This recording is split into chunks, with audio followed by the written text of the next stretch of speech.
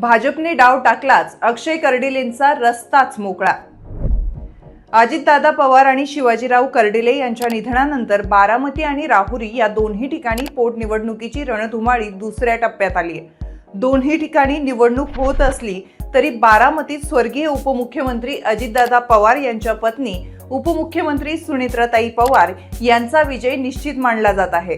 तसेच राहुरी नगर पाथर्डी विधानसभा मतदारसंघात स्वर्गीय आमदार शिवाजीराव कर्डिले यांचे चिरंजीव अक्षय कर्डिले यांचाच मोठ्या मताधिक्याने झेंडा फडकणार असल्याचं जाणकार सांगतायत। वास्तविक पाहता दोन्ही मतदारसंघाचा निकाल काय लागेल हे पाहण्यासाठी आपल्याला 4 मार्चची वाट पाहावी लागणार आहे। राहुरी मतदारसंघात अक्षय कर्डिले यांच्या बाजूने कोणतं फॅक्टर चालणार, काय आहेत जमेच्या बाजू, माजी मंत्री प्राजक्त तनपुरे यांनी काय दिलेत कार्यकर्त्यांना आदेश, विखे जगताप यांनी कसं केलंय प्लॅनिंग, पाहुयात सविस्तर रिपोर्ट। नमस्कार, मी ऋतुजा, तुम्ही पाहत आहात नगर न्यूज 24। मंडळी, राज्यात बारामती आणि राहुरी या विधानसभा मतदारसंघात पोटनिवडणुका सुरू झाल्या आहेत। पवारांच्या बालेकिल्ल्यात म्हणजेच बारामतीत कुणाचा विजय होणार हे सांगण्यासाठी कोणत्या ज्योतिषीची गरज पडणार नाही अशी वस्तुस्थिती आहे। तसाच काहीसा प्रकार राहुरी विधानसभा पोटनिवडणुकीत दिसून येतोय।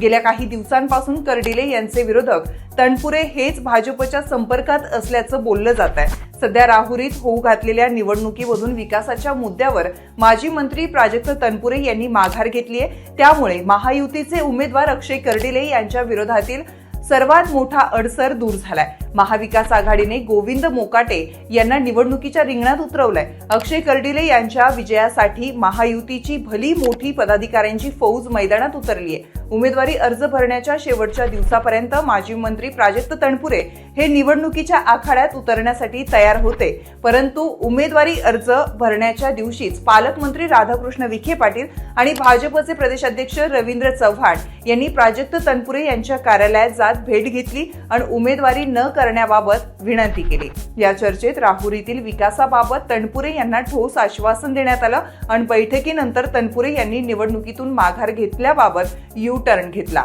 इथेच विरोधकांचा पहिला डाव फसला।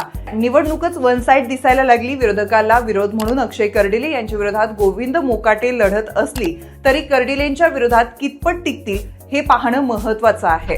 अक्षय कर्डिले यांच्या जमेच्या बाजू काय आहेत यावर आपण नजर टाकूया। राहुरी नगर पाथर्डी विधानसभा मतदारसंघातील महायुतीचे उमेदवार अक्षय कर्डिले यांना राजकीय मोठा वारसा आहे। त्यांचे वडील म्हणजे स्वर्गीय शिवाजीराव कर्डिले यांनी तब्बल 6 वेळा विधानसभेचं प्रतिनिधित्व केलंय। जिल्हा बँकेचे चेअरमन ते होते। 30 वर्षाच्या राजकीय कारकिर्दीत स्वर्गीय कर्डिले यांनी लहानपासून ते मोठ्यांपर्यंत आपली नाळ टिकवून ठेवली। तसेच अहिल्यानगर जिल्ह्यातील राजकारणात त्यांनी बॉस म्हणून आपली ओळख निर्माण केली। मतदारसंघातील कामं अधिकाऱ्यांकडून कसे करून घ्यायची याची चांगलीच माहिती कर्डिले यांना होती। त्यामुळेच अगदी छोटे छोटे प्रश्नही लोक कर्डिले यांच्या जनता दरबारात मांडत होते। वडिलांचं वलय अक्षय कर्डिले यांच्या पाठीशी आहे। माजी खासदार डॉक्टर सुजय विखे पाटील, आमदार संग्राम जगताप यांची यंत्रणा सोबतीला आहे। RSS भाजपची यंत्रणा कामाला लागली आहे। मुख्यमंत्री देवेंद्र फडणवीसही राहुरी पोटनिवडणुकीवर बारकाईनं लक्ष ठेवून आहेत। तसेच शेवटच्या टप्प्यात म्हणजेच 20 एप्रिल रोजी राहुरीत मुख्यमंत्र्यांची सभा होणार आहे। प्रचारादरम्यान अक्षय कर्डिले यांना मिळत असलेला प्रतिसादही निवडणुकीचा निकाल स्पष्ट सांगून जातोय। असं असलं तरी निवडणूक ही निवडणुकीच्याच पद्धतीने होत असते।